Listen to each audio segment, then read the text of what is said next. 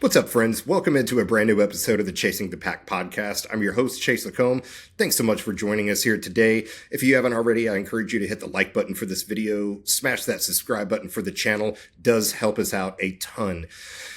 We're going to be discussing, and I know we're already quite a few days away from it by now, just shy of a week, but I did want to break down the Bears-Packers game and discuss how the Green Bay Packers season did come to an end for us this year. I know it's not the way that we wanted the season to end.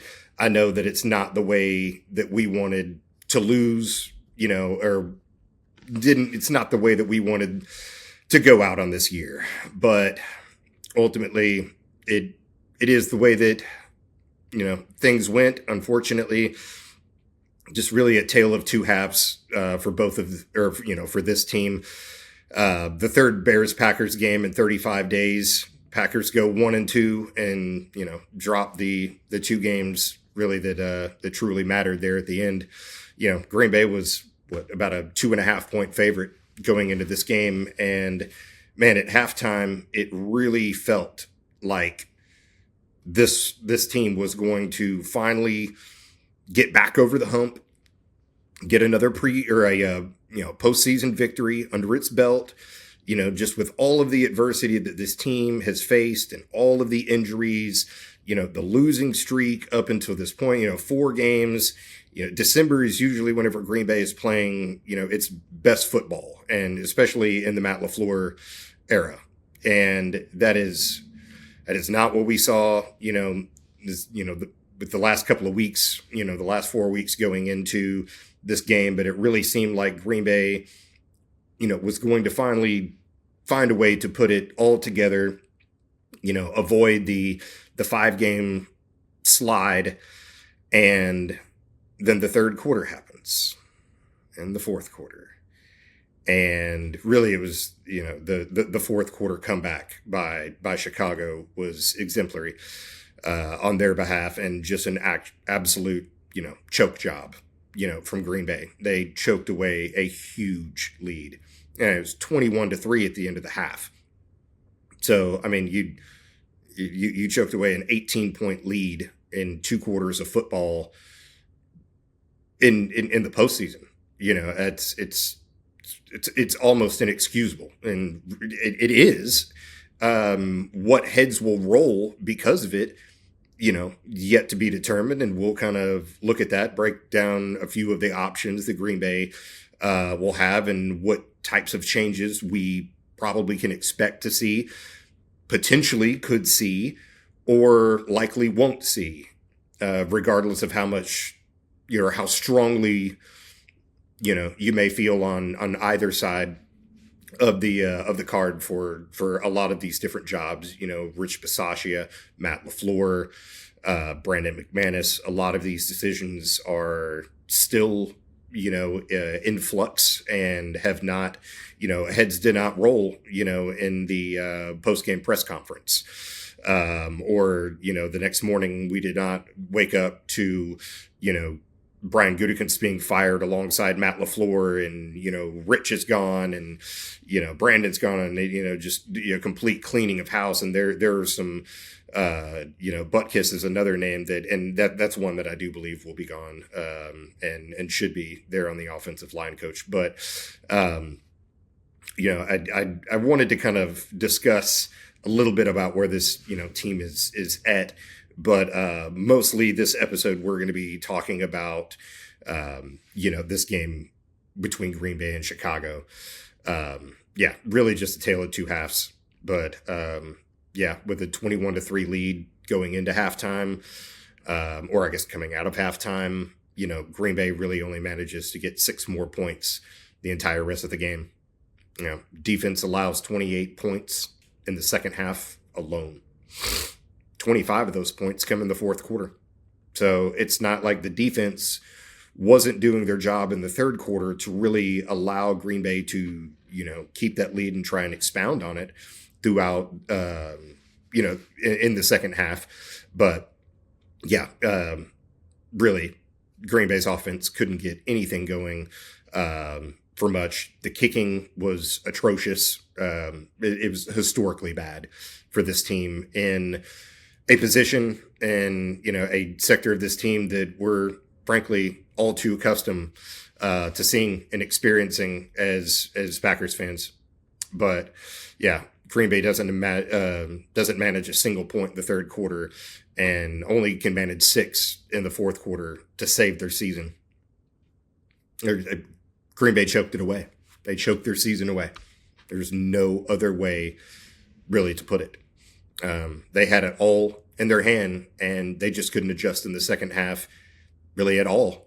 I think Jeff Hafley put as many Band-Aids on that defense as he possibly could until you just couldn't stop the flood. There's only so long that kid with his fingers stuck in the dam, can hold it before it finally breaks. And I think Adrian Cooper going out was probably the last piece to fall, the last piece that you could have had fall before it all just, fell apart and, the train derailed. And that's kind of what we saw. We saw, all of a sudden, Chicago had, only managed really a measly amount of points in this game. If that, if the fourth quarter doesn't go, for 25 points for Chicago doesn't win this game. And, if that defense had just, held them 2 touchdowns, if they allowed 2 touchdowns in the fourth quarter, Green Bay still wins this game. And right now we're breaking this game down. We probably would have broke it down a lot sooner. I needed a couple of days off. I think we all kind of did, just to kind of mentally reset to other things in life. But yeah, I thought Jeff Hafley did as good as he could for as long as he could, trying to field a defensive squad, that could compete with Chicago at this time. And Caleb is known, for his fourth quarter comebacks. Whenever we got to halftime, I think most of us all, we're all feeling very good about the game up until that point. And I think Green Bay probably played about as perfect of a first half as they probably could have. Everything, aside from the missed field goal, at the end by Brandon McManus at the end of the half. Other than that, I think it went just about as smoothly and perfectly for Green Bay as it really possibly could have. And we were all super, super excited, about the proposition of advancing, this season, despite everything that this team has had to overcome. But I said to myself at halftime, I said it out loud, that I was like, it's 0-0.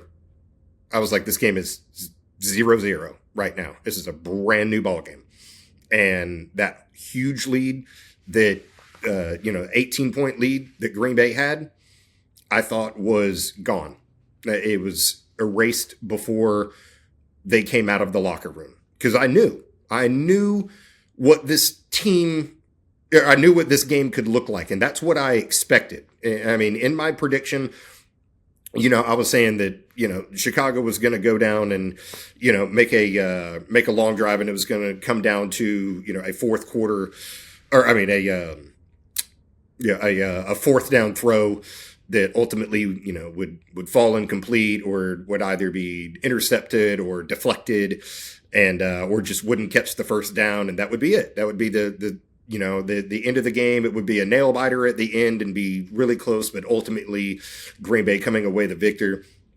It's not what we saw here. And, I thought Jeff, coached a phenomenal defensive game for as long as he could, but just ultimately ran out of players and playmakers to go out there and really, hold Chicago's offense back and hold Caleb Williams back. You just ran out of the playmakers and personnel. Ultimately, and that's Caleb's superpower. That's what, he's really, really good at coming back late in fourth quarter games and really turning it around for his team. And, as to get the 2 seed, and host a home playoff game and host the Green Bay Packers for the third time in 35 days and to get two victories in a row. And when you played that entire game once again from behind, you had to come from behind again, like they've had to in every single one of these games.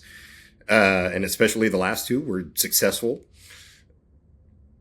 Yeah, that's what he does. That's what Caleb Williams is really, really good at. And there just wasn't enough left to stitch this defense together to go against Caleb out there. And he did what he was supposed to in the postseason at home. That's what they worked for.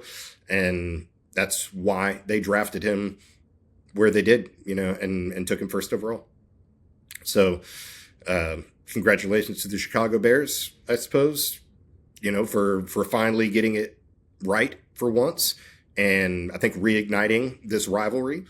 I think Ben Johnson has been really good at reigniting this rivalry between these two teams. And now that we're starting to really see it's not, 27-3, wins versus losses in the last 30 games or something like that. I forget exactly what the number is, but it's pretty close to that, in favor of Green Bay.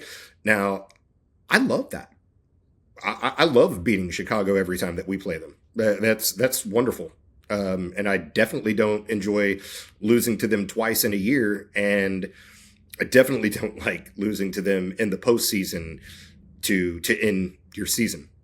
And so that wasn't fun, but it will absolutely be something that this team is, it was a focal point of impact, or emphasis this year, obviously. But ultimately, the injuries and the depth and, just the shuffling of the offensive line and such just ultimately proved to be too much for Green Bay to be able to overcome this season. And, we saw how it kind of all ended.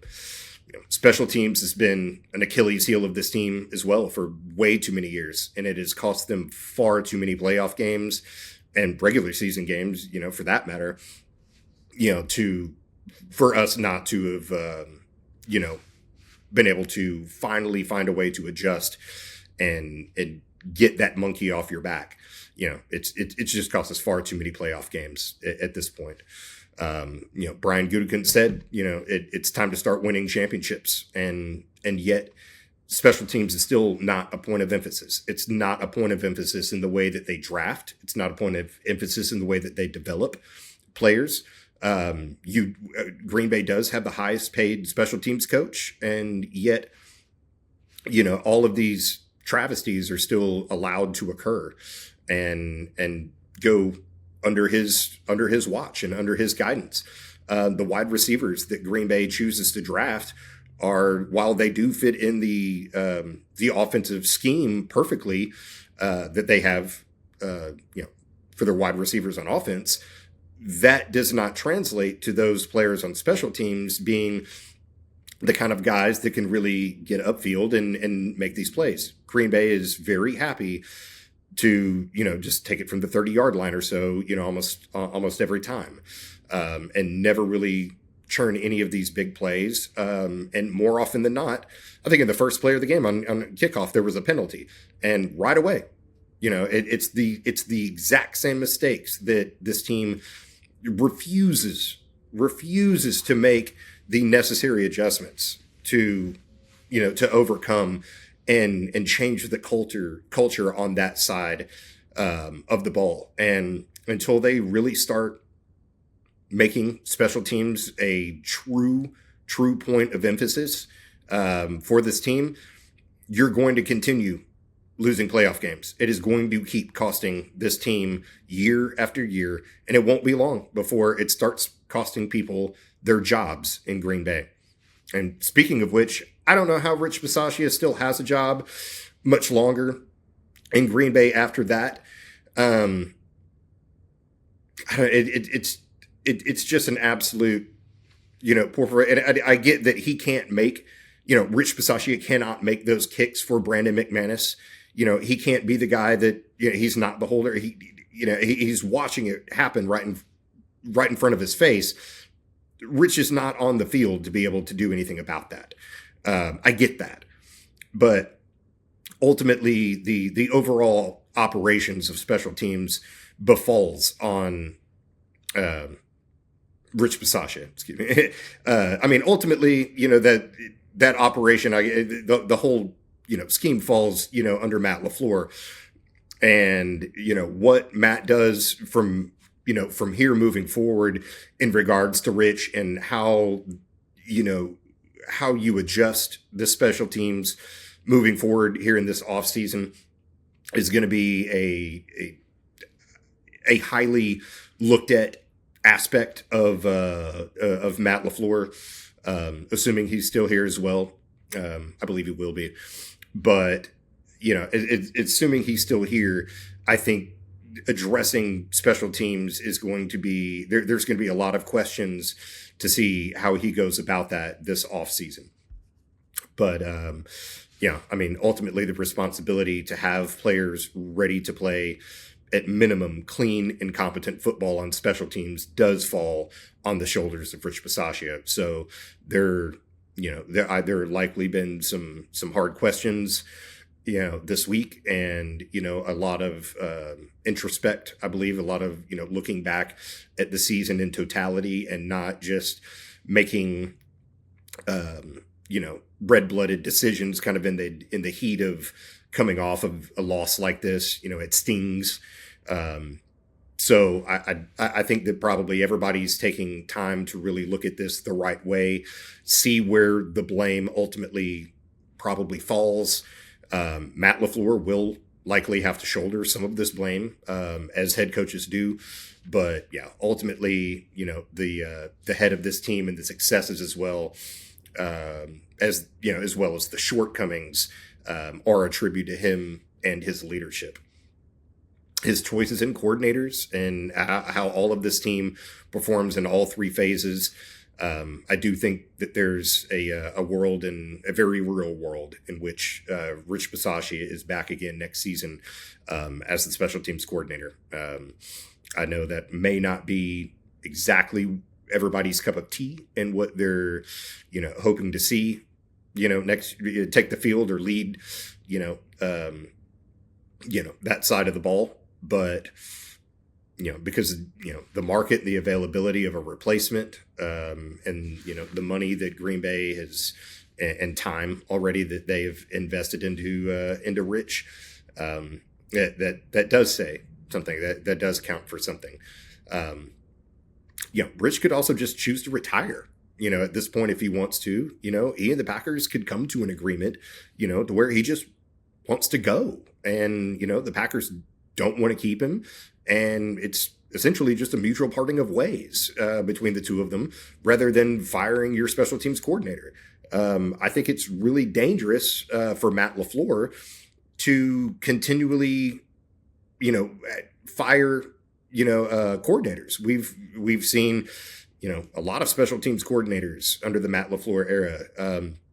We've had multiple turnovers at defensive coordinator. If Jeff leaves this year for a head coaching position, obviously it won't be, because of a firing. So that will be a very attractive position for other defensive coaches hoping to step into that role. But yeah, if Rich Bisaccia does get fired, or released from the team in any type of kind of, angry or egregious way, or maybe not angry, that it was, performance based and it wasn't up to snuff, and, their Green Bay is going to go in a different direction, regardless, then all of a sudden Matt LaFleur is, having to begin to, conduct interviews and things like that to find Bisaccia's replacement. And that, the longer that you do that or continue to do that, and the more coordinators that you fire and go through and, rehire new ones, the less attractive to the upper echelon coaching talent that is available in the pool and in the league, in the world, and in sports or college football or wherever you're going to try, to recruit from. Those options do begin to shrink after you've gone through a number of coordinators. That, Green Bay just kind of starts to look like a place that, retire or replacements will come in here for a year or two, and regardless, even if you make the playoffs, your job is still probably a 2-year position at best, based on the track record of Matt LaFleur as head coach in Green Bay. So I do agree that there are answers that need to be found, and directions that need to be course corrected for special teams in Green Bay. It could be the way that Green Bay drafts wide receivers, maybe in the later rounds, where Brian is excellent at finding those players, but it has to be it has to become a point of emphasis for this team in order to make those adjustments. And currently, Green Bay has been pretty steadfast in the opposite direction up until this time. Moving on, I think Brandon McManus in all likelihood probably will be gone. I don't know how you can trust him to come back, and maybe Brandon is still on the team to start training camp and things like that, and they bring in some other competition without really any intention of retaining Brandon, as the kicker full time, but are giving themselves that option up until that point. So we may not see, Brandon released from this team. We haven't, obviously, as of yet. Here on Friday, a week later, or 6 days, after the conclusion of that game, Brandon is still the kicker for the Green Bay Packers currently. So, they could release him and go in a different direction at a later time. Green Bay has all the time in the world to make that decision, and it's not costing them any money right now at this point to keep him on the roster. So I think, there's a very good likelihood that you're not going to get the satisfaction of seeing that headline that Brandon is gone. I've seen a few fake ones. I have seen a few fake headlines saying that Brandon McManus was out from this team. But ultimately, by the time that you get into week 1 of next season, I don't see a world in which he is the kicker for the Green Bay Packers at that point. It was just an epic collapse from him in this game, costing Green Bay 7 points on 2 missed field goals and an extra point. Green Bay wins this game, if he goes out there. And one of my keys to this game was competency on special teams, and that point of emphasis, that this, with another chance in the playoffs, again, in another season, we had to wait all season. We had to work to get there, and all the adversity that Green Bay had to overcome to get to that point. There they are, poised with everything after 2 quarters of football. Just don't screw it up. And after, you didn't even make it 2 quarters of football. You almost did. You almost made it to halftime without missing a kick. But he does. He misses one right before halftime, and misses another one later, misses an extra point. Green Bay loses by 4. Takes 7 points off the board on one player. Mason Crosby is the all-time leading scorer for the Green Bay Packers. Green Bay is used to that kind of success and dependability, from their kicker. And since Mason left, they have certainly not experienced that on that side of the ball. A lot of blame to go around there. But he hit 80% of his kicks this season, but missed far too many whenever it counted in the playoffs. And this feels far from the days of Mason. He just couldn't kick us out of the wildcard round, and ultimately cost Green Bay their season. Aside from the missed 55-yard field goal to end the half, Green Bay had held Chicago to 3 points in their opening drive. Scored a touchdown on their first possession, finally got an interception on the Bears' next drive on a 4th down, but in doing so ended up costing themselves 28 yards or 27 yards, I believe, of field position rather than, just an incomplete pass or a turnover on downs gets you the ball back at that line of scrimmage. It's just, rookie simple mistakes, man. There's a lot of things that come with having a veteran led team or a veteran based team. And, Green Bay is, the youngest team in football for 2 seasons in a row. And it really is starting to show into some of these, I would call it a boneheaded play. You have to play smart football. And that wasn't smart football. While it was exciting in the moment, yay, we got an interception. Wait a second. Now we have the ball way down there. And yeah, it's just not playing, smart, cohesive, competent football. Adrian Cooper, he tipped a pass on a fourth and 4 play from Chicago to force, a turnover on downs. Green Bay takes it right back down the field again for another touchdown to Dobbs, makes it 21-3. Packers are now like 3 of 3 in the red zone. Red zone was a huge point of emphasis for this team going into this game. And another turnover on downs for the Bears, on their last possession of the first half. Quick drive for the Packers before half to try and make it 24-3. Comes up short on that missed field goal from McManus, sends it into halftime, and that's where the script really gets flipped. Packers get the ball to first to start the second half. They go 3 and out. The Bears get it, and they quickly get a field goal. Caleb Williams got kind of hurt on that drive. He gets tripped up with Byron Sorrell whenever they were running off the field. Caleb was behind Sorrell, and it looked like their feet just got tangled up. Why is he breathing right down his neck? Why is he literally on his heels? There was nobody else in the entire frame, of the television whenever they're showing that, that incident. And I started to say, showing that play. There was nobody else around. Caleb had no reason to be, stuck up his butt, man. But anyway, Packers go 3 and out again, but force an interception by Tyron Hopper on the next drive. And it seems like kind of at this point, Green Bay is going to be able to coast fairly easily into Seattle. The defense is coming up with some plays and creating turnovers again. Green Bay was great in the first half. They just needed to put the game away. And, the Packers go 4 plays, punt off the turnover. And the Bears go down, get a field goal, make it 21-9, start to slowly creep back into this game. And it still didn't seem out of hand for Green Bay at this point at all, But then, Jordan Love and the Packers have another 3 and out. Love, who had ever had 1 intentional grounding penalty in his career up into this point, has his second of the night. He finished the night with a 3rd one, I believe, before it was all said and done.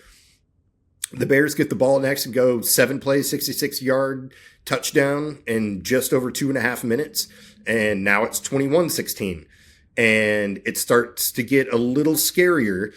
But the Packers' next drive saw a fumble on the kick return on special teams. That got quickly recovered, though. Matthew Golden got his first touchdown, in the NFL on this next drive, though. So feelings are start to get a little better for Green Bay at this point. And ultimately, it did kind of feel like at this point that they were destined to pull off the win in this one. The Bears were pretty soon on their next drive facing a 4th and 3 after a penalty and a bad snap, and then made it a 4th and 8. The Bears get 27 yards off that 4th and 8. And pretty soon they have another touchdown. They get 2-point conversion, make it 27-24, and you have 4 minutes and 18 seconds left on the clock. Green Bay needed to come alive here on their next possession, and they did not. But they got close enough for Brandon McManus to attempt a 44-yarder. And he pulls the kick, and Chicago gets the ball down by 3. And they go down the field quickly on a 6-play, 66-yard drive, score a touchdown, 31-27 Bears. Jordan Love with a minute 43 to essentially, it's a 2-minute drill. Jordan Love knows how to run a 2-minute drill. This is a 2-minute drill to save your season in advance to beat your largest rival. And it is all in Love's hands. And at one point in this game, Green Bay had a 95.4% chance to win. Green Bay ultimately can't get it done. Sean Ryan gets injured on the drive just a few plays before the end. There's a 10-second runoff, and that could be really what killed Green Bay, was that 10-second runoff. And that was just one of those kinds of plays. There's usually, and I said it in my my pregame show, that usually you can look back on a game and see a handful of plays, 2, 3, 4 plays, if that, that really was the big difference. And that 10-second runoff from Sean Ryan going down, I think really kind of sealed, put the last nail in the coffin for Green Bay. But ultimately, Green Bay really couldn't learn from the mistakes of their playoff past and in other seasons, and ultimately came back to bite them in the ass whenever it mattered most. So, yeah. When this game ended, though, and in the hours following it, I really kind of thought this was the end of the Matt LaFleur era in Green Bay. And now we know that, they're trying to come to an agreement on a new deal with Matt LaFleur and keep him here as the coach here in Green Bay. That doesn't mean that he still can't be gone. Green Bay could lowball Matt LaFleur with a number which is too low, and he knows that he could get well above that on the open market. I imagine he probably gets, a 4-year, $80 million deal, probably something not too undifferent than, the 5-year, $100 million deal that we just saw John Harbaugh get with the Giants. And they're still in negotiations there, but I mean, it's in that ballpark. And, I know that Matt LaFleur can get, a whole hell of a lot more than that on the, or not more than John Harbaugh, but he could get more than that on the open market if, Green Bay chooses to try and lowball Matt.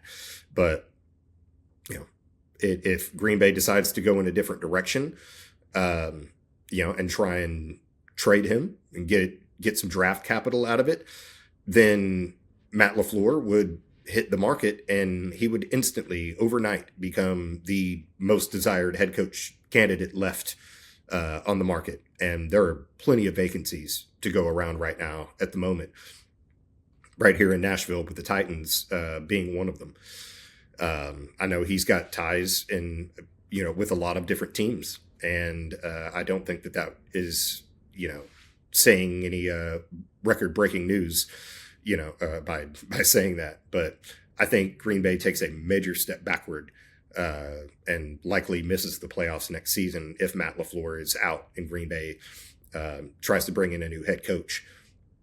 With Harbaugh already gone, that was the number one candidate, on the market this season.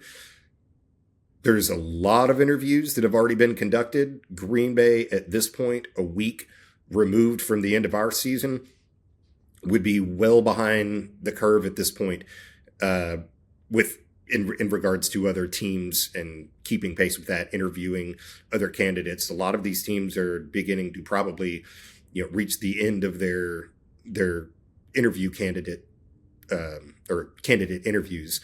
So, yeah, Green Bay would be well behind the curve in trying to bring, any competent best candidate that they possibly could into this team to replace Matt LaFleur. And I think that at this point, if you were going to do it, you needed to have done it immediately following, that game. And I think we saw with Matt LaFleur getting up there and, having a postseason press conference, I think that was very telling that he was going to still be the face and the voice of this team moving forward. But the window starts to close pretty quickly, after this. And before you know it, Micah and Jordan, they're both going to need contract extensions as well. So, the more that you shake the tree, the further back that you set yourself more often than not. So it's hard to lose a game where you throw for 4 touchdowns and no interceptions, but generate 2 interceptions and turnovers. For your own team, and have a couple of turnovers on downs and still lose the game.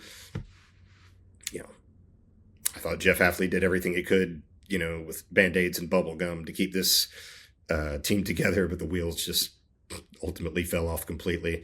I hope he returns here as defensive coordinator next season for Green Bay, but he has 6 interviews lined up. And I don't know currently if he's already had his first one or not. I believe he did interview for the Dolphins, I saw. But yeah, he's likely gonna have some offers and opportunities to go take a head coaching position somewhere else next season. We've all seen his press conferences, right? We know how good that he looks up there, at the podium, how well spoken he is, how well he leads his team, and how good he is calling plays, and he really is a brilliant defensive mind. I know that I would expect him to interview extremely well. So I think it's a good chance that he's gone this offseason. Unfortunately for Matt LaFleur, he's probably going to be looking for a new defensive coordinator, and we'll see if he's also looking for a new special teams coordinator as well. But depending on your initial expectations going into this season, I think we were all disappointed with how the season ultimately ended. Packers finished 9-7-1, eliminated in the wildcard round for the 3rd season in a row, or as being the 7th seed. Or we weren't, excuse me, I think I misspoke there. The 3rd season in a row as the 7th seed, but once again being eliminated in the wildcard round, which isn't getting it done. Yeah, it's not giving yourself a real chance to get out there and win a championship. Matt LaFleur, I'm gonna do a video in depth coming up with him really here probably in the next day or so, as things kind of begin to progress with him, and take a look at his time and tenure. Here, over his last 75 games, he's basically a 500 coach. He has 3 wins in 6 postseason appearances. You need to win 4 in one season, assuming you're not the 1 seed, to win a Super Bowl.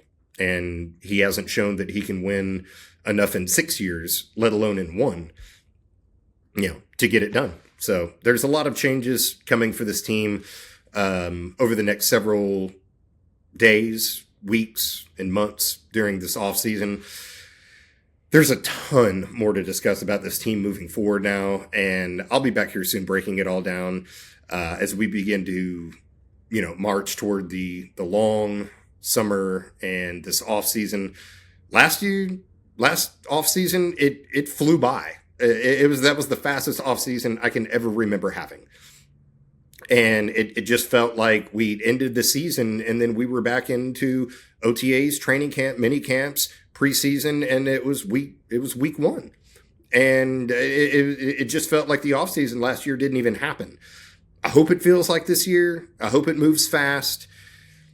There's probably not a ton of splash plays and, and big moves this year. There's not going to be the, big player trades and acquisitions like Micah Parsons, or another kind of Micah Parsons coming in here, right before the beginning of next season. But, for now, the season's over.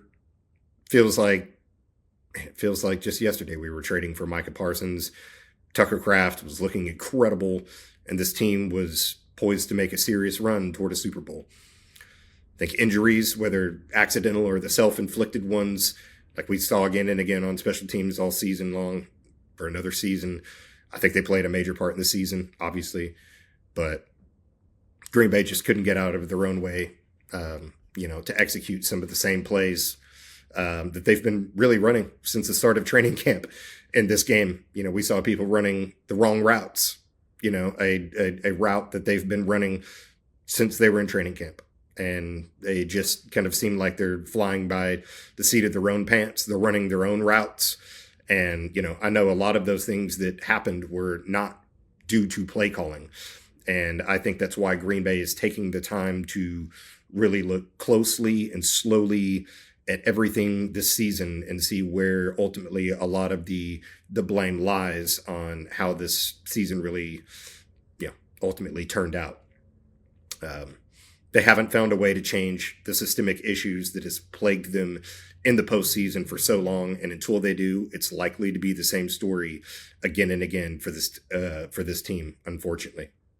That's going to do it for me, guys. Thank you so much for being here. Remember, if you haven't, please hit the like button, smash that subscribe button. I'll see you again here all very soon. Be safe, be well, and as always, go Pack Go.